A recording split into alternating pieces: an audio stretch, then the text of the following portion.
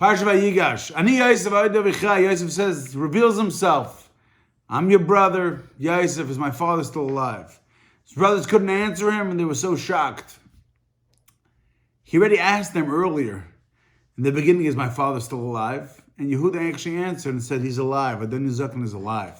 So what was he asking now? Is my brother still alive? The Medrash says, woe unto us from the day of judgment and the day of rebuke. Yosef Katnan Shel Shvatim, Yosef, the smallest of the Shvatim, Yosef gave them Musar. They couldn't respond. They were so shocked. When the Bereshim is going to come, and God is going to rebuke every person based on who they are. What are we going to answer? Shnayim, the pasuk says, I will rebuke you in front of your eyes to yourself. What will you answer? So the Medrash first of all splits it up. There's two different parts. There's the day of judgment, and then there's the day of the rebuke. And what does this have to do with Yosef? What was Yosef's big musar that he gave them? So Rabbi Salevi explains Yosef's musar was a simple fact. Yehuda comes and weaves this great tapestry of a great argument. Our father, the old man, enfeebled and infirm, lost one of his greatest loves of his life, his wife with her son. Now you're going to take away the second son. How can he withstand this? He's going to die. What Yosef's response is not, Ani Yosef, I am Yosef. Ani Yosef, could my father be alive and survive me? If my father survived the sale of me, which you guys did, then he can survive Binyamin as well. And if according to your answer, he cannot survive Binyamin being taken away, so what were you thinking when you took me away from him? It is the greatest rebuke that the Shvatim gave him. So now we read it, Ani Yosef ha'od avichai is not a statement, it's a question. Ani Yosef ha'od avichai, can my father be alive? And his brothers couldn't respond. You know why? They were so shocked at the response to their arguments, why he should let Binyamin go.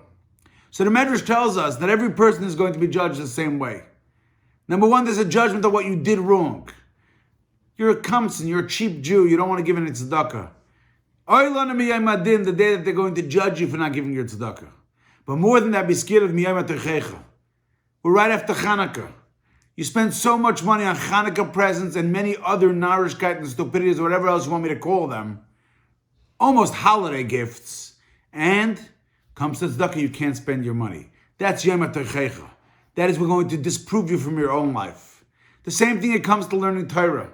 We say the Rebbe didn't give us the brains. They're going to look at you and say, you know what, let's look at his business qualities. In his business, he's known as a genius. He came up with the greatest invention, the greatest way to double book, double bill, or whatever you want to call it. Then he suddenly had the wisdom. How scared do we have to be that we're going to be rebuked? Each person by what they are. Especially when it comes to Torah. The Torah tells us, Torah is so close to you, it's in every person's mouth and heart to be able to do it. And then you say, I don't have the brains. The Bereshim didn't give me what I'm supposed to do. That is the exact taina that the Medrash tells us that we learn from Yosef. Yosef just said two words, Ani Yosef. That alone was the biggest musar they ever heard. The biggest musar you're going to get in your life is look at yourself and see, based on my own actions, how do they compare to the actions that I do for God? Good Shabbos.